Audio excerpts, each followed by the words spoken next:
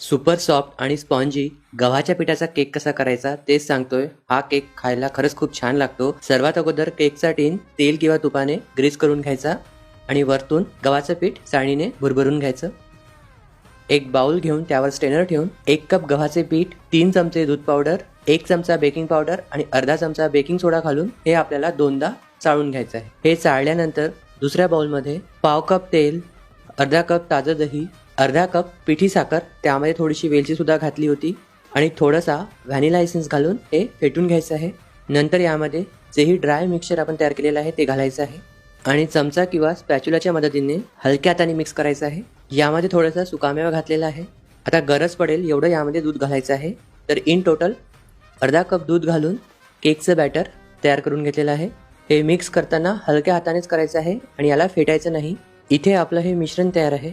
केकच्या टीनवर सेट करून वरतून आवडीनुसार थोडासा सुकामेवा घातलेला आहे.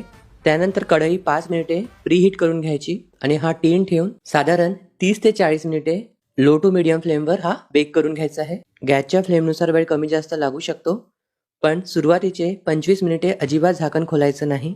केक बेक झाला की पूर्णपणे थंड झाल्यावर सर्व करू शकता. खायला खरंच खूप छान लागतो. तर नक्की ट्राय करून बघाल. कसा झाला कॉमेंट्समध्ये सांगाल आणि व्हिडिओ आवडल्यास लाईक करायला विसरू नका.